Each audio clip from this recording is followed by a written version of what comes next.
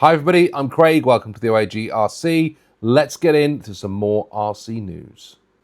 So we've got the Xray NT1 that's been announced this week. This looks to me like a nitro car. Not had any nitro cars before, so I don't really know a great deal of what to say about this. But what I did like about it is how cool it looked. I mean, my idea of a nitro car is something big, clunky, and yeah, not something that's full of carbon fiber and CVD joints and carbon front uprights and big bore shocks. I mean, this looks really, really cool. I am tempted to give Nitro a go at some point and try and find an old Nitro buggy and have a laugh with it. But I don't really have anywhere to run a touring car, so this wouldn't be for me. But I think we can all agree it looks absolutely fantastic. I couldn't see a price on here when I was looking at this, but they certainly know what they're doing over at Xray.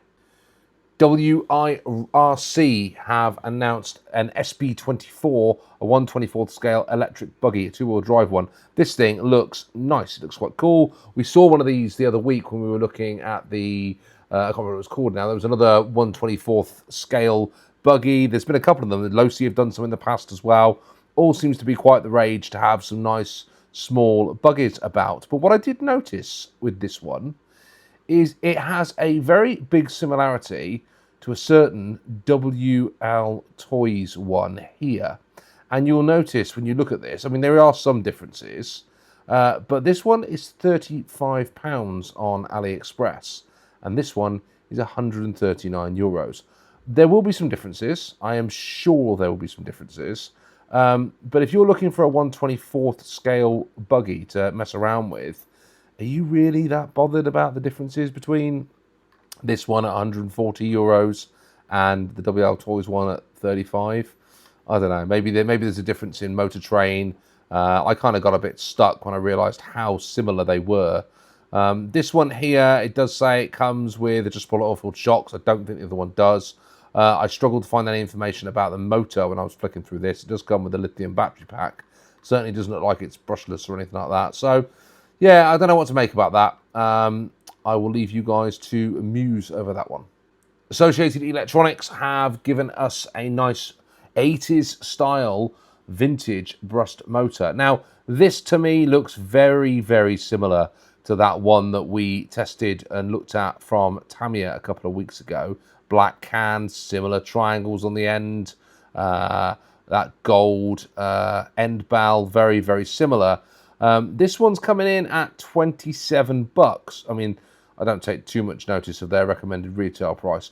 However, at 15 turns, it doesn't say, however, when up to the specs, what RPM this puts out. It just says that it's a 15-turn motor somewhere in the description. There it is, 15-turn X1 motor. I don't know.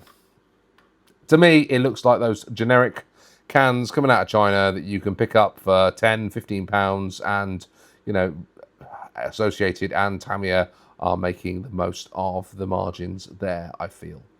Team Associated have also announced today the RC10T factory team kit.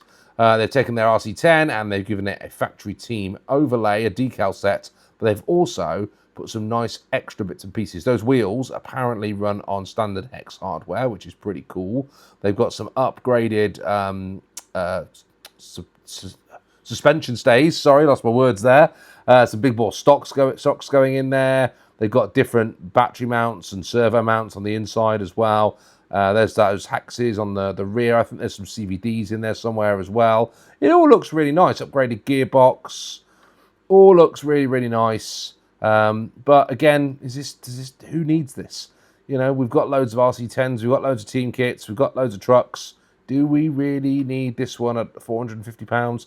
$450? Team Associated have been, I mean, they did that buy one, get one a while back to clear some of their inventory. I'm sure we're going to see more stuff coming out of them soon. But just another RC10 variant coming out of Team Associated. I don't know. This one here caught my eye. RC four-wheel drive Trailfinder, ready to run Toyota pickup. Look at this. Now, that looks awesome. The scale on the body is ace.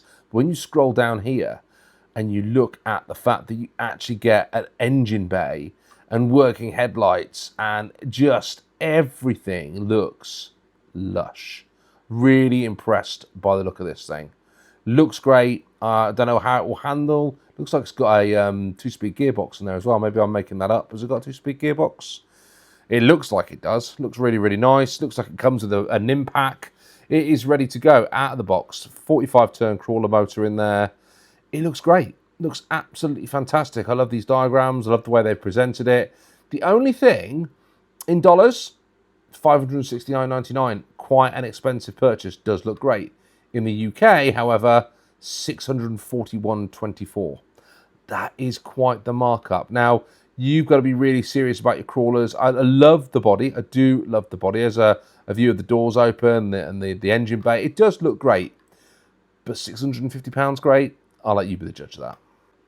Vanquish products have put out the H10 Optic Brushless Sparko RTR. This is on Model Sport at the minute over here, which is where I picked it up, £529.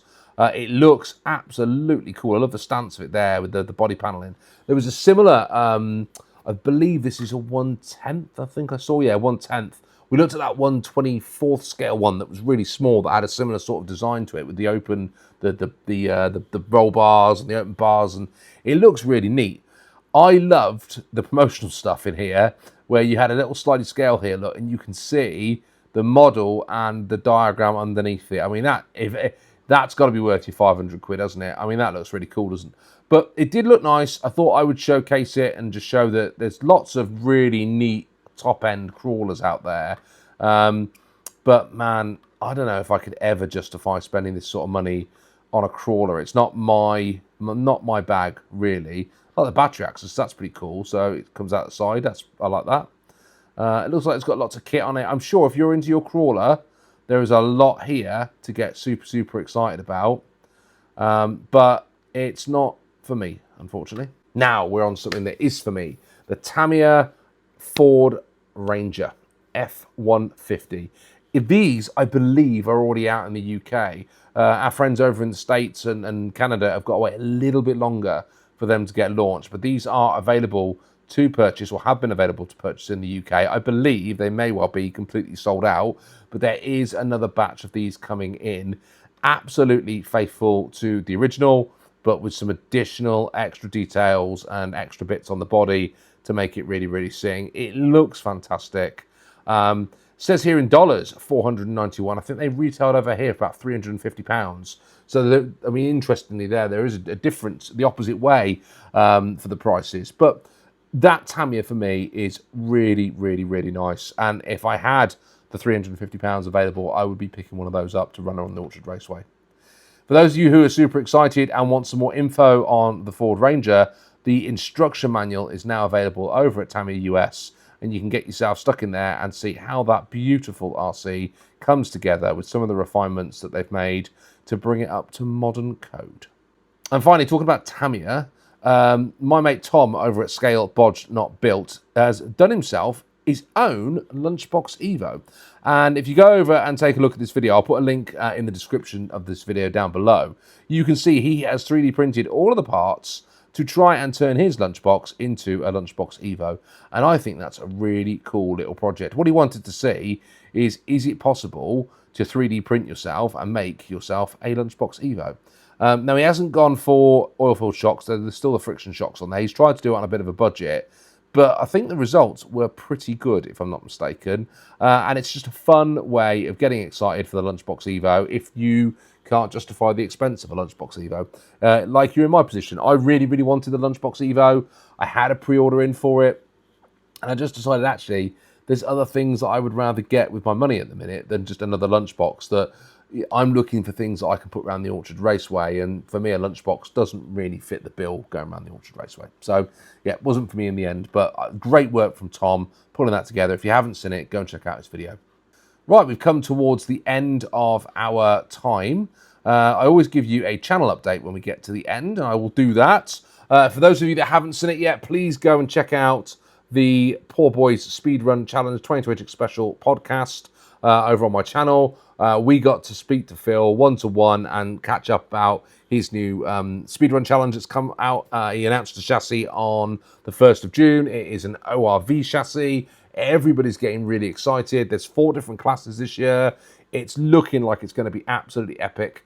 Phil's got a video over on Poor Boys RC. I'll put a link down below. He's got all the rules in there, everything that's going on. It looks like it's going to be brilliant this year. I'm going to be entering my Frog. I don't know what class I'm going into yet. I'm still trying to decide where I want to go. I think I'm going to go in the stock class, but I am tempted by going for the open class. So we'll just have to wait and see what I end up doing. As always, a massive shout out to the channel members. Thank you so much for supporting me and keeping the channel going, really. If you guys enjoy the content and you want to get the videos a little bit earlier, you want to get some members only content, consider, it's a very small amount, consider subscribing and becoming a Orchard Raceway member. Thanks ever so much. What's coming up on the channel? Well, I've just finished that Fire Dragon build. Really enjoyed putting that together, ready for the Club 380. I have got the Frog that I'm going to pull up and do a bit of work on that so we can enter into the Speedrun Challenge with that. That will be fun. And then I really want to get building something else. Now I'm done with the Fire Dragon. I've got an itch to build. What I have recently bought is a Cow RC Sonic Cleaner. So I want to get one of my really old RCs up and strip it all down, put it in the Sonic Cleaner. And I've got that Kyosho Rally chassis that I picked up. I did a short on it a while ago. I might get that up and strip that down, give it a good clean and put it back together again. And I've also got that Falcon that I showed you guys the other week that's turned up. It is an absolute barn find. It's in an absolute mess. And I need to get that out, strip it down and see what's good and what's not. So that Sonic Cleaner is going to really get its work out and it's going to be a good investment, I think. So that's it. Thanks for listening and I'll see you all soon on the OAG RC. Bye for now.